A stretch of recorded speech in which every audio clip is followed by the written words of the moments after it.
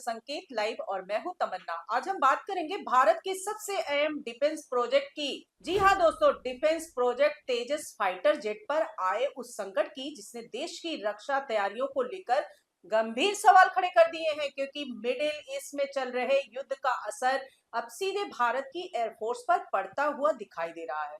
दरअसल भारत के बहुप्रतीक्षित HAL तेजस लड़ाकू विमान के इंजन की सप्लाई अचानक रुक गई है दोस्तों, और ये सप्लाई रोकने वाली कंपनी है अमेरिकी दिग्गज जनरल इलेक्ट्रिक, जिसने साफ कह दिया है कि फिलहाल वह हिंदुस्तान एरोनॉटिक्स को इंजन नहीं दे पाएगी। अब इसका सीधा असर ये हुआ है दोस्तों कि HAL के प्लांट में खड़े कई तेजस विमान तैयार होने के बावजूद भारतीय वायुसेना को नहीं मिल पा रहे हैं।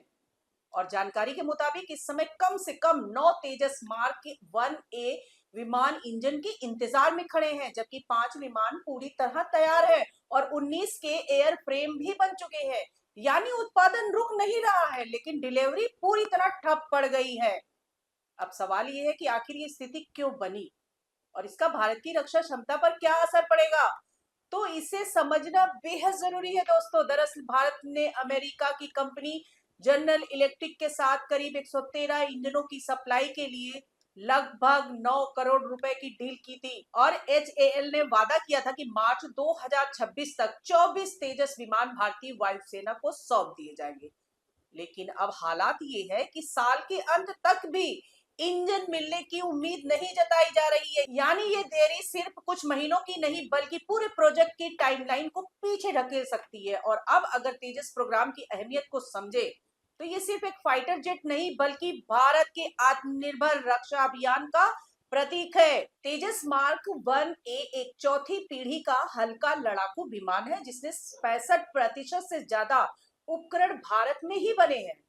इसे DRDO और एरोनॉटिक्स डेवलपमेंट एजेंसी की मदद से विकसित किया गया है, और इसे इस तरह डिजाइन किया गया है कि ये हवा, जमीन और समुद्र तीनों मोर्चों पर दुश्मन को जवाब दे सके। इसकी खासियत इसकी फुर्ती, उन्नत रडार सिस्टम और आधुनिक एवियानिक्स है, जो इसे बेहद खतरनाक और प्रभावी बनाते हैं। और सबसे बड़ी बात यह है दोस्तों कि तेजस को भारतीय वायुसेना के पुराने हो चुके MiG-21 बेड़े की जगह लेने के लिए तैयार किया गया है, जो 62 साल की सेवा के बाद अब रिटायर हो चुका है। यानी तेजस का समय पर मिलना भारत की वायु सुरक्षा के लिए बेहद जरूरी है।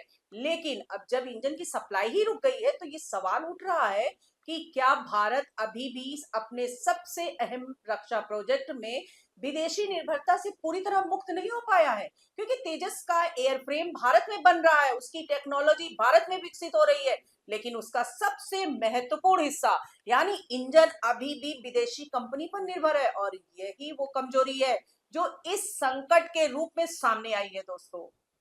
और अब इस पूरे मामले में एक और अहम पहलू ये है कि ये देरी सिर्फ तकनीकी नहीं बल्कि भू राजनीतिक भी है, क्योंकि मिडिल ईस्ट में चल रहे युद्ध के कारण ग्लोबल सप्लाई चेन प्रभावित हो रही है, और अमेरिका अपनी प्राथमिकताओं के हिसाब से संसाधनों का इस्तेमाल कर रहा है। ऐसे में भारत जैसे देशों को इंतजार करना पड़ रहा है। अब सवाल ये भी है कि क्या भारत को अपने फाइटर जेट इंजन खुद बनाने की दिशा में तेजी से काम करना चाहिए, क्योंकि अगर भविष्य में इसी तरह की स्थिति फिर से बनती है तो हमारी रक्षा तैयारियां प्रभावित हो सकती हैं।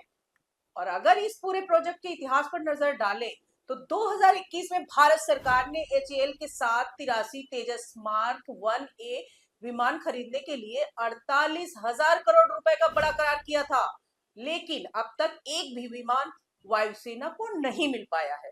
और सबसे बड़ी वजह यही कि इंजन की देरी है। हालांकि उम्मीद जताई जा रही है कि 2028 तक सभी विमान डिलीवर कर दिए जाएंगे, लेकिन तब तक सवाल यही रहेगा कि क्या भारत अपनी रक्षा जरूरतों के लिए पूरी तरह आत्मनिर्भर बन पाएगा या फिर विदेशी कंपनियों पर ही निर्भरता बनी रहेगी।